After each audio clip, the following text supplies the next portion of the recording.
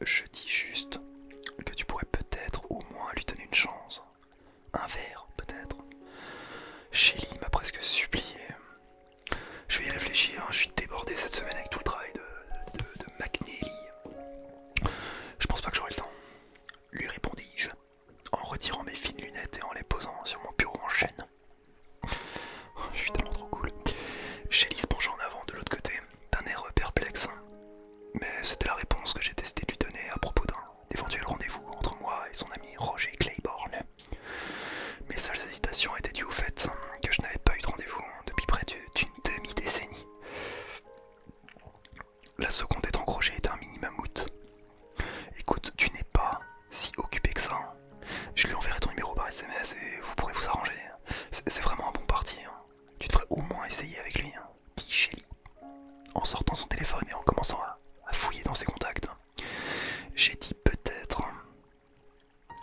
Je me suis arrêté un instant, réfléchissant davantage aux raisons pour lesquelles je n'étais pas trop excité à l'idée de rencontrer Roger. C'est juste que je suis nerveux. J'ai jamais eu de rendez-vous avec un mammouth laineux.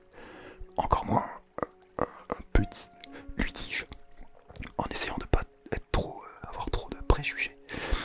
Shelly n'a pas eu l'air surprise. Oh, ça va, c'est rien. À la fac, je suis sorti avec un mammouth. Pendant quelques mois. Je l'appelais Mamour. Sa famille était la seule partie bizarre dans tout ça.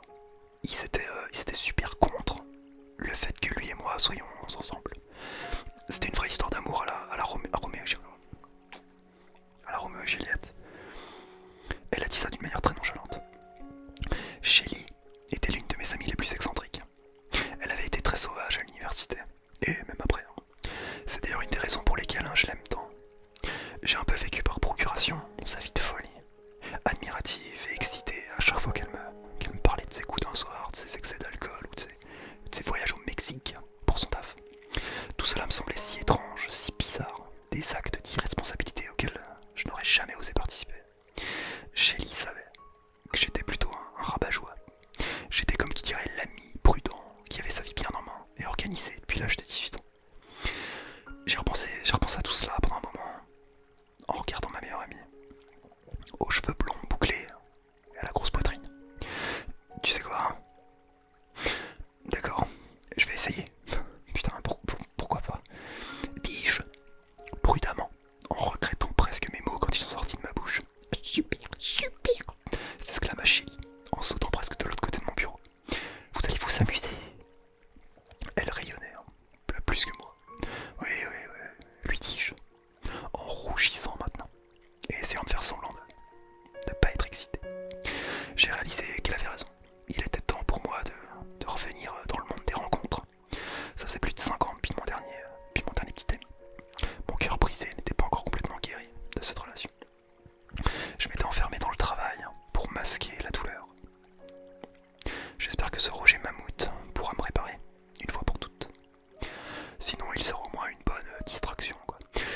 Une semaine plus tard, Roger est venu me chercher chez moi. J'ai vu sa décapotable rouge s'arrêter dehors et se garer au bout de mon allée.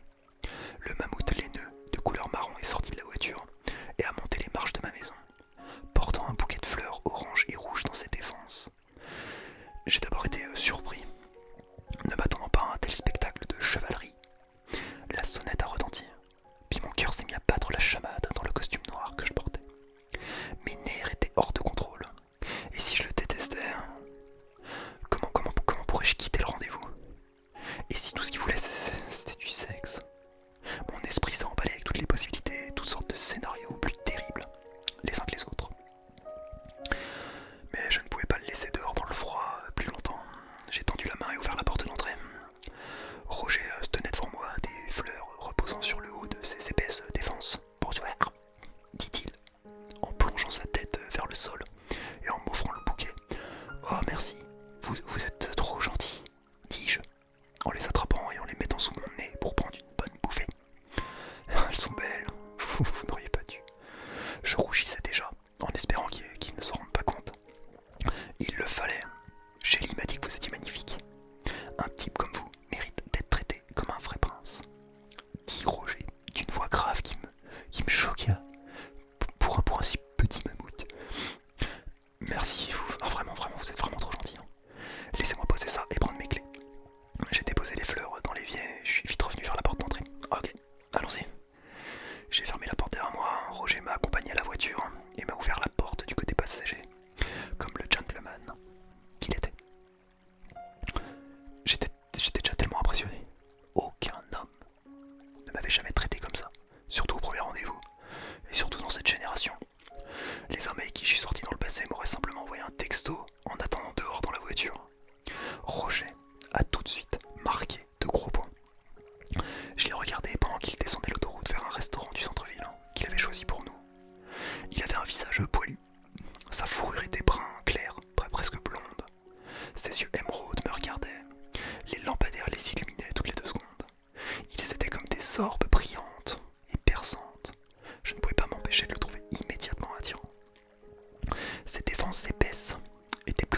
ce à quoi je m'attendais.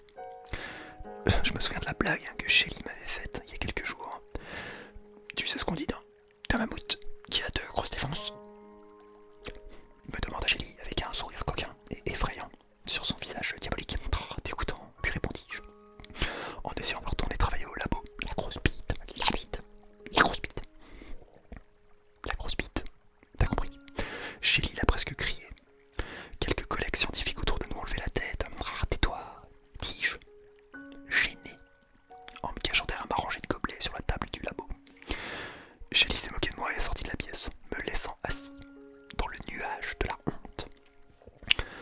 Roger m'a conduit dans le hall d'un hôtel. M'emmener à l'hôtel pour le premier rendez-vous, hein? Lui dis-je, sceptique. Oh non, non, le restaurant du 14e étage est censé être le meilleur endroit de la ville pour dîner.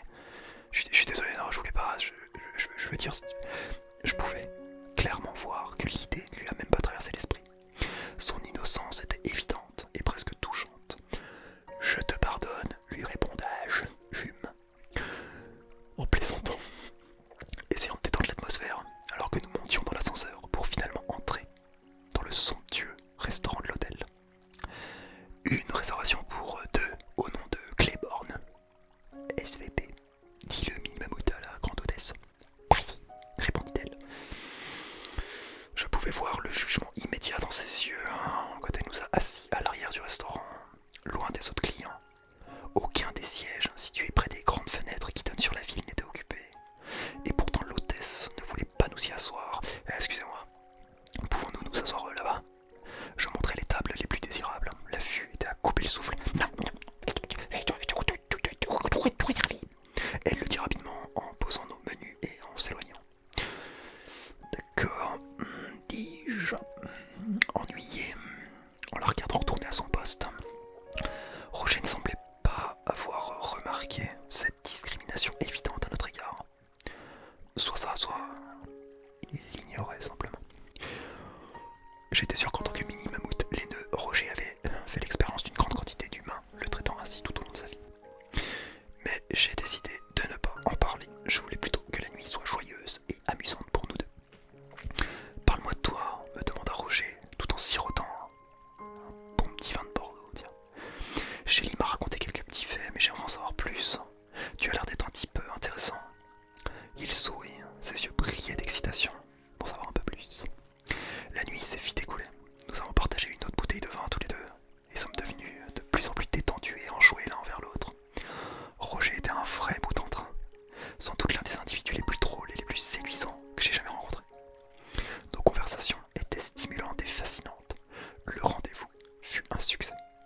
Et lorsqu'il m'a déposé plus tard dans la nuit, j'avais hâte d'être au prochain.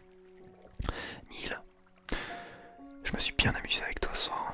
Tu es d'une intelligence rafraîchissante et vraiment beau, me dit-il, en me raccompagnant vers ma porte d'entrée. Merci toi aussi. Honnêtement, j'ai passé la meilleure soirée de ma vie. J'ai fait un grand sourire en espérant qu'il se pencherait pour m'embrasser. Nous nous tenions à quelques centimètres l'un de l'autre en nous regardant dans les yeux, alors que le clair de lune illuminait la porte. Mon cœur battait à nouveau la chamade, mes paumes de main transpiraient même si la nuit était froide. Roger rompit finalement le silence, se dirigeant vers moi en séparant ses lèvres et en les pressant contre les miennes. Ses deux défenses serraient parfaitement mes joues, tandis que je l'embrassais passionnément. Me sentant protégé et immergé dans ses poils, j'aimais sentir son épais pelage sur mon corps et mon visage pendant que nous nous embrassions. Je me suis instantanément senti au chaud et chéri lorsqu'il m'a pris dans ses bras et a placé son énorme trompe autour de moi. Ma poitrine s'est remplie d'émotions et je commençais à être vraiment excité. Après avoir été sans homme pendant près de 5 ans, ce simple acte d'affection m'a submergé. Ça a été pour moi un événement époustouflant. Roger a reculé, me regardant à nouveau dans les yeux. J'aimerais te sortir à nouveau, Neil. Je t'appellerai, me dit-il mystérieusement, en embrassant ma joue et en me souhaitant une bonne nuit. J'aimerais bien, ouais, moi aussi, dis-je, en lui faisant un signe, lorsqu'il retournait vers sa voiture. J'ai fermé ma porte derrière moi, en m'appuyant sur elle avec mon dos, pendant que je réfléchissais à la soirée. Jamais auparavant, je n'avais pensé que j'aurais été attiré par un mini-mammouth laineux. Il était je cherchais chez un partenaire, riche et intelligent, mystérieux, et pourtant si authentique. Pendant notre dîner, il fallait que je le revoie. Les 2 jours suivants furent misérables, hein. Roger ne m'avait pas encore contacté, et je devenais paranoïaque et nerveux à l'idée qu'il ne s'était pas autant amusé que moi lors de notre premier rendez-vous. Ai-je dit ou fait quelque chose de mal? N'étais-je pas assez séduisant pour ce mammouth successful? J'ai appelé Shelly dans mon bureau pour lui demander quel pourrait être le problème avec Roger. « Eh, quoi de neuf ?» me demanda-t-elle en se mettant la tête dans l'embrasure de la porte. « Eh, rentre.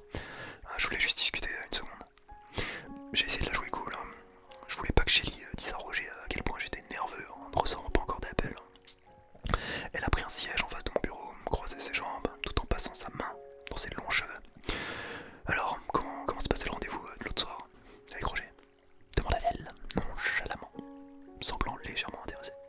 « Super, c'était bien mieux que ce à quoi je m'attendais. Est-ce qu'il t'a dit quelque chose à ce sujet ?»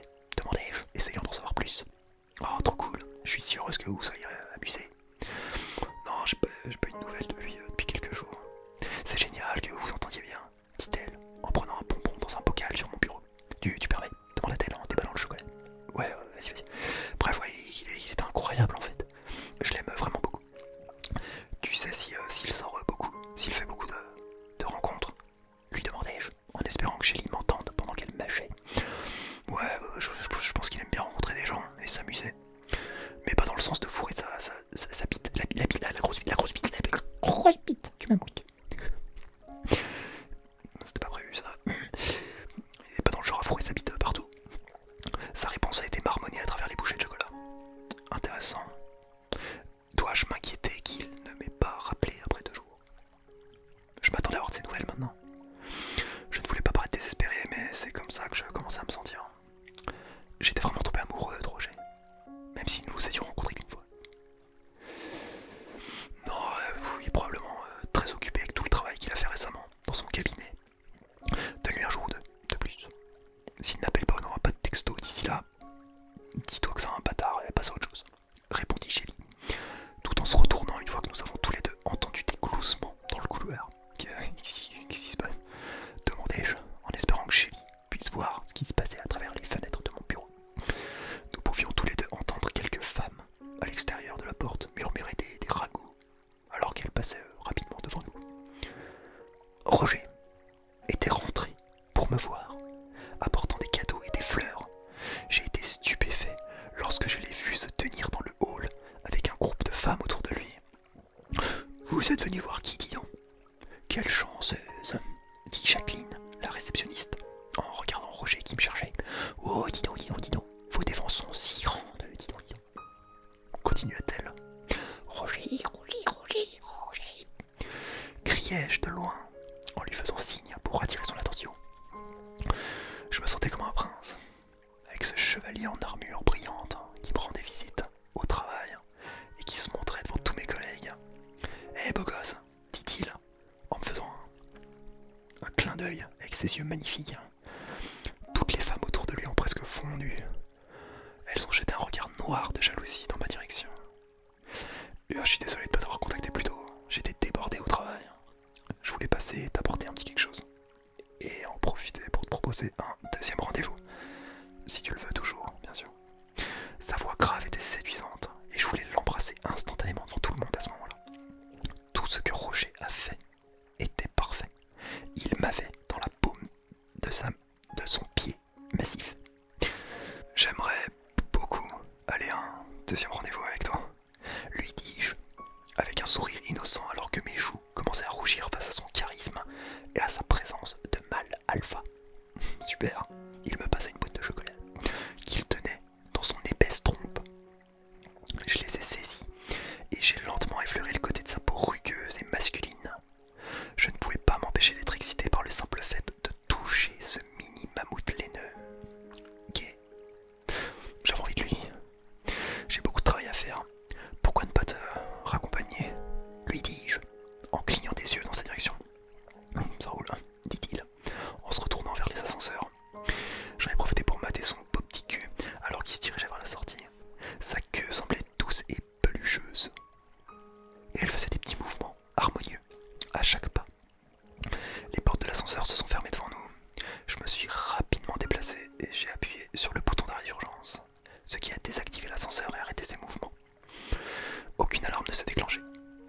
l'ascenseur a tout simplement cessé de fonctionner. Alors que je regardais dans les yeux brillants et profonds de Roger. Qu'est-ce que tu fais? Demanda-t-il, confus, en me regardant. Je ne peux pas m'en empêcher, Roger. J'ai envie de toi maintenant. Prends-moi. Je l'ai supplié, en m'approchant de lui et en saisissant son visage de bête. Nous avons commencé à nous blotter dans l'ascenseur, nous caressant passionnément pendant que nos langues s'entrechoquaient dans nos bouches.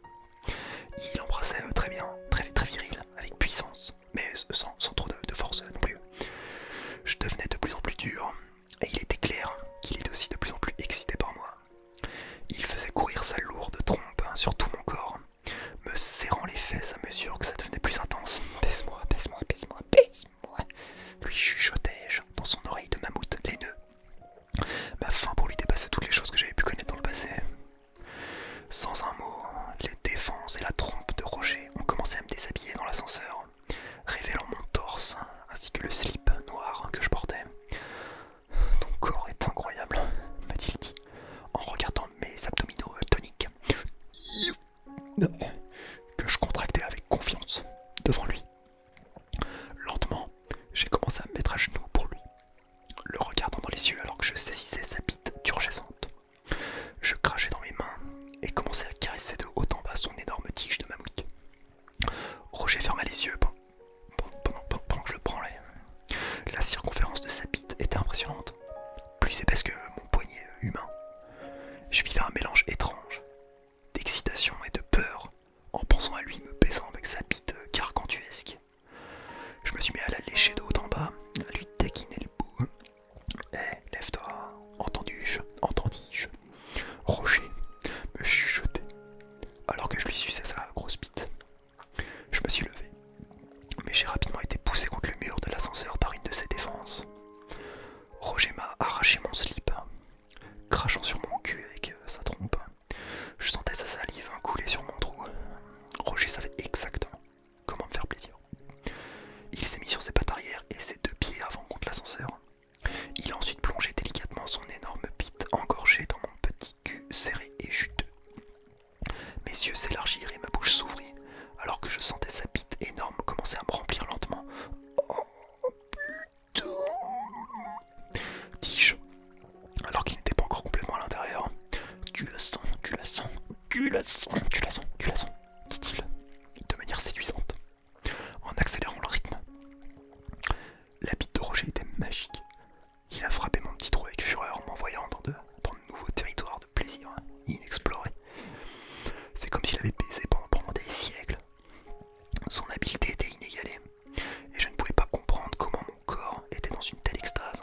J'étais submergé. Mes jambes tremblaient sous la puissance et la force de sa bite de mammouth laineux. J'ai levé les yeux, et j'ai vu ses pieds qui s'appuyaient contre le mur de l'ascenseur pour faire levier, ses hanches qui tournaient de façon rythmée. Je me suis senti si spécial, pris de dos dans un ascenseur de bureau par cette bête sauvage. Il était tout ce que je voulais chez un homme, et plus encore. Il s'est approché de moi et a commencé à me saisir la bite avec sa trompe, tout en me pilonnant fort. Il glissa ma bite à l'intérieur. C'était incroyablement incroyable de baiser la trompe de Roger, tout en ayant sa bite en moi. Roger a continué à me remplir, enfonçant sa bite de plus en plus profondément dans mon trou ravagé. Je vais jouir, je vais jouir, je vais jouir, je vais jouir, criai-je, pendant que Roger me donnait la fessée avec sa trompe, m'envoyant au 7e ciel. Ne t'arrête pas, ne t'arrête pas, ne t'arrête pas. Et en quelques secondes, nous avons tous les deux atteint l'orgasme. J'ai pu sentir le sperme chaud de Roger à l'intérieur de moi. Je sursautais, alors qu'il se retirait de moi. Son sperme de mammouth dégoulinant hors de mon trou, et le long de mes jambes. Je n'avais aucune idée de la quantité de sperme qu'il avait expulsé pendant l'orgasme, mais c'était beaucoup. Je me suis agenouillé, j'ai saisi sa bite. Je voulais m'assurer que toute sa semence avait été aspirée. Alors j'ai commencé à lui bouffer le gland avec amour. Putain, a-t-il dit, en me regardant avaler son sperme.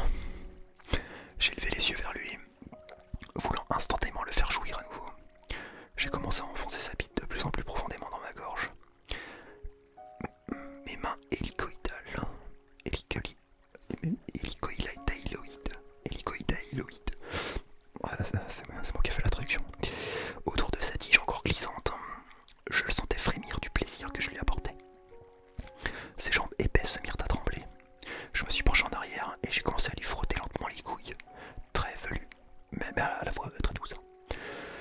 Je peux dire qu'il aimait cela. Et j'ai continué à le sucer tout en jouant avec ses couilles épiques. J'ai failli avoir un haut le cœur à cause de l'épaisseur de sa bite qui poussait au fond de ma gorge. Mais le fait de m'entendre m'étouffer avec sa bite a dû le rendre fou et il s'est mis à trembler.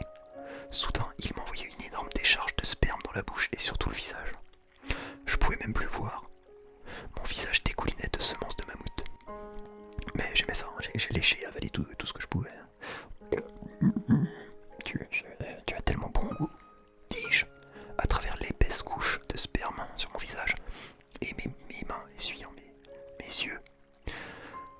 T'es vraiment un bon coup, m'a dit Roger, en m'aidant à me relever avec ses défenses. Je n'ai jamais joui aussi fort de ma vie. Lui ai-je répondu en m'habillant et en m'essuyant le visage avec un t-shirt à farine. Pareil pour moi. Désolé d'en avoir mis dans tes cheveux, me dit-il, en faisant référence à la quantité massive de sperme de mammouth laineux dans mes cheveux courts et soyeux. Bon, c'est rien, t'inquiète. Je vais juste courir vite aux toilettes avant de retourner à l'étage, hein, lui souriais-je. Ok, très bien. Alors tu veux toujours faire un deuxième rendez-vous, n'est-ce pas? Plaisanta-t-il. Lui répondis-je, lui répondais-je en ricanant. C'était le début de notre histoire d'amour torride. Roger était le meilleur petit ami mammouth que j'aurais jamais pu imaginer. Rien dans ma vie n'était plus pareil. Ma vie sexuelle est passée de 0 à 100 très rapidement. C'était un monstre sous les draps et un homme d'affaires très classe dans la vie. Tout ce dont je rêvais. J'attends juste qu'il me mette une bague. Maintenant, je croise les doigts.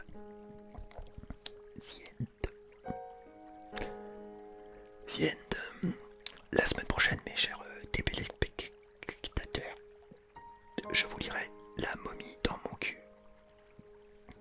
C'était Thomas.